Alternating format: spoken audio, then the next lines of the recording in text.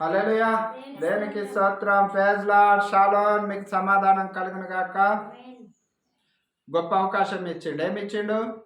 2025 నుంచి 2026లో ప్రవేశించిండు. మరి 2026లో ఎట్లున్నాము? 2025కి 2026కి తేడా ఏముంది? కాలము సంపూర్ణంగా దేవుని చిత్తాన్ని నెరవేరుస్తుంది. నెరవేర్చని వారు ఎవరైనా ఉన్నారు అని అంటే మానవులు ఈ లోకంలో ప్రతి విషయంలో లోకానుసరమైన మనుషులకు చెవియొగ్గుతారు, కానీ దేవుని మాటకి చెవియొగ్గరు. అందురించే మానవుడి భూమిపైన దేవుని నమ్మిన వారేమి నమ్మని వారేమి సమస్త జనుల కొరకు ఆయన వచ్చిండు. కాబట్టి మానవులందరూ కూడా వెనకపడిపోతున్నారు. వెనకబడిపోనికి కారణం ఏంటంటే జ్ఞానం లేక ఈ లోకానుసరమైన పట్టింపులతో, ఈ లోకానుసరమైన పందాలతో, ఈ లోకానుసరమైన బంధాలతో ఇక్కడ మన జీవితాన్ని కొనసాగిస్తున్నాం. పోనీ ఆ జీవితాలలో ఏమైనా ప్రయోజనకరం ఉందా? లేదు. పోనీ ఆ విధంగా కొనసాగితే ఏమైనా లాభకరం నష్టకరమైనది ఉన్నది అని ఆలోచించే జ్ఞానం కూడా లేని జీవితాలు గడుపుకుంటూ కుటుంబాలు ఏమవుతున్నాయంటే చెల్ల చెదరైపోతున్నాయి. ఇదే హ్యాపీనెస్ అనేది ప్రతి కుటుంబంలో ఉండాలి. ఈరోజు రావచ్చు పోవచ్చు, సంవత్సరం రావచ్చు మారచ్చు, కానీ అది కాదు దేవుడు అనేది. సంవత్సరాలు మారినంత మాత్రాన, క్యాలెండర్లు మారినంత మాత్రాన, టైం మారినంత మాత్రాన, డేట్ మారినంత మాత్రాన కాదు, కానీ కుటుంబాలలో సమాధానము కావాలి. సమాధానం లేనప్పుడు నువ్వు సమాధానం వెతికేదాకా, నీకు దొరికేదాకా నా యొద్దకు వచ్చి అది దొరికినప్పుడు నా యొద్ద ఎట్లుండాలంటే సమాధానం పొందిన వారు ఏ రీతిగా ఉంటారో జనులకు మనం మార్గదర్శిగా నిలబడాలి ఈ లోకంలో. ఇప్పుడు ఒకరు సమాధానం ఉన్నవారు, ఒకరు సమాధానం లేనివారు. మరి ఇక్కడ సమాధానం ఉన్నవారు ఎవరితో ఉన్నారు అని అంటే దేవుడితో ఉన్నారు. సమాధానం లేనివారు ఎవరితో ఉన్నారంటే లోకానుసరమైన ఆలోచనలు, లోకానుసరమైన జ్ఞానము, లోకానుసరమైన ముచ్చట్లకి. మరి ఇటువంటి స్థలంలో పరిశుద్ధాత్మ తండ్రి ఎట్లుంటాడు కదా, నిలకడలేని జీవితాలు.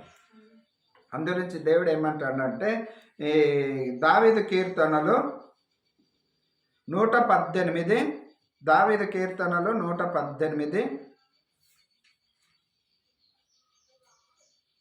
ఇక్కడ ఒక మాటను జ్ఞాపకం చేసుకుందాము. దావీదు కీర్తన 118 మొదటి వచనం నుంచి అమ్మ. యెహోవా దయాళుడు, ఆయన కృప నిరంతరము నుండును. ఆయనకు కృతజ్ఞతాస్తుతులు చెల్లించుడి. ఆయన కృప నిరంతరము నిలుచునని ఇజ్రాయేలు అందురుగాక. ఎవరంటారు? ఆయన కృప నిరంతరం ఉంది. ఒకరోజు న్యూ ఇయర్ రోజే లేదు ఉన్నది అన్నది కాదు, నిరంతరం ఉంది. నిరంతరం ఉన్నది. దాన్ని ఎట్లా గ్రహించాలని అంటే బయటి వారు, మన బంధువులు కావచ్చు, స్నేహితులు కావచ్చు, గ్రామస్తులు కావచ్చు, మన ప్రయాణాలలో కావచ్చు, మన మాట తీరు, మన ప్రవర్తన తీరును బట్టి అప్పుడు ఆయన కృప నిరంతరం ఉందని వారు గ్రహించగలుగుతారు. దేవుడు నిరంతరము నీతో ఉన్నవాడని అంటున్నాడు. మనం ఏమనుకుంటున్నామంటే పండగల్ని పబ్బాలని బట్టి మనం ఆడంబరాలుగా చేసుకుంటూ మనం ఈరోజు హ్యాపీగా ఉందాం, ఈ ఒక్కరోజైనా హ్యాపీగా ఉందామని అని అంటాం. కానీ ఆయన అట్లా అన్నట్లే. నీకు ప్రతిరోజు క్రిస్మసే, ప్రతిరోజు న్యూ ఇయరే, ప్రతిరోజు నీకు పండగే. నువ్వు ఉండే విధానాన్ని బట్టి, నువ్వు నాతో లేవు కాబట్టి నీకు పండగ వచ్చినా కూడా ఏమవుతుంది అంటే దుఃఖమే మిగులుతుంది, వేదనే మిగులుతుంది, బాధే మిగులుతుంది. ఆయనతో ఉన్నవారికి నిత్యం పండగే. ఆయన కృప నిరంతరం నిలచును కదా. అటువంటి వారు ఏం చేస్తారట అంటే కృతజ్ఞతాస్తుతులు చెల్లించుతారట. అసలు కృతజ్ఞత అంటేనే తెలియదు కదా. ఒక మనిషి సహాయం చేస్తే 10 సార్లు మనము థ్యాంక్స్ అని చెప్తాం. మరి దేవునికి ఎన్ని మార్లు సహాయం థ్యాంక్స్ చెప్పగలుగుతాము? ఎన్ని మార్లు కృతజ్ఞతాస్తుతులు చెల్లించగలుగుతాము? ఇక్కడ కూడా మనం ఎంత విశ్వాసులమైనా, ఎంత భక్తులమైనా కూడా ఏమవుతుందంటే దేవుణ్ణి మహిమపరచలేని స్థితిలో దిగదారిపోతున్నాము. మనుషుల్ని పొగుడుతున్నాం కానీ దేవుణ్ణి పొగడలేకపోతున్నాము. దేవుని మహిమను బట్టి మనం ఆయనకి స్తోత్రములు చెల్లించలేకపోతున్నాము. కృతజ్ఞతాస్తుతులు చెల్లించాలని అంటే ఆయనకి వెండి బంగారములు ధనధాన్యములు ఆయనకి కానుకగా ఇయ్య అవసరం లేదు, కానీ హృదయపూర్వకంగా ఆయనకు స్తుతులు చెల్లించాలి. బైబిల్ గ్రంథంలో మొత్తంలో ఎవరైనా స్తుతులు చెల్లించిన వారు ఉన్నారు అని అంటే, కృతజ్ఞతగా ప్రతి క్షణంలో ఉన్నారు అని అంటే దావీదు. అందరించి దావీదు అంటాడు, దావీదు వాలే నాట్యమాడి తండ్రిని స్తుతించెదను, దావీదు వాలే నాట్యమాడి తండ్రిని స్తుతించెదను, తంబురతోను నాట్యముతోను తండ్రిని స్తుతించెదను,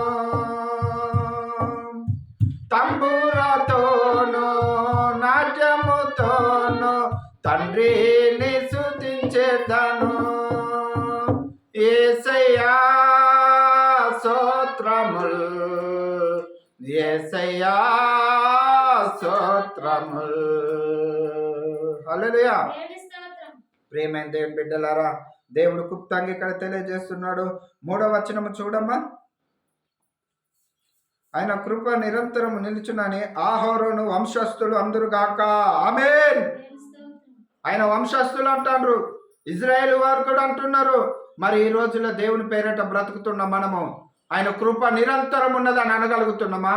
ఏమున్నది అమ్మా, ఏంటి అట్లున్నావు, ఏంటయ్యా అట్లున్నావు అంటే, నా ఇంట్లో శ్రమ. ఏమని చెప్పనయ్యా? ఆ దుఃఖము, ఆ బాధ. ఈరోజు మాత్రానికి కుటుంబము మందిరాలలో కానీ రోడ్ల మీద కానీ ఆనందిస్తున్నారు.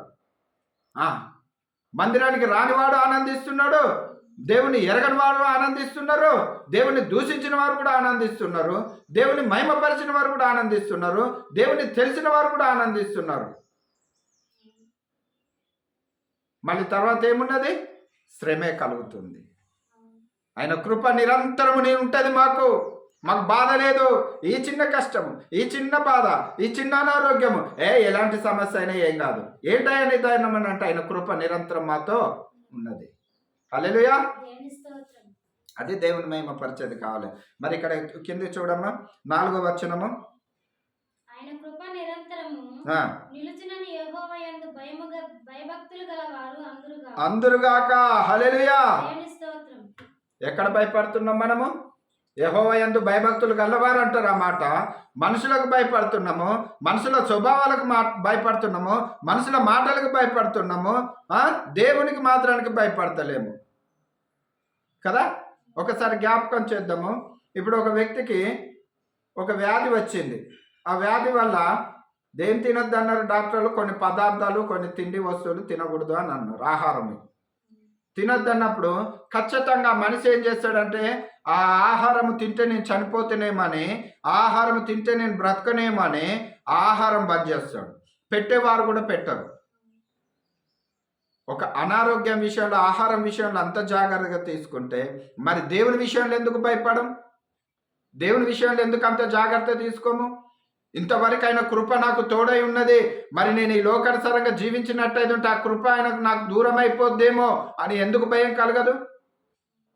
నువ్వు ఏ పరిస్థితులు ఉన్నా, ఆహారం తిన్నా తినకున్నా కూడా, నువ్వు అనారోగ్యంగా ఉన్నా, మరణ పడక మీద ఉన్నా, నీకు కృప తోడున్నది కదా.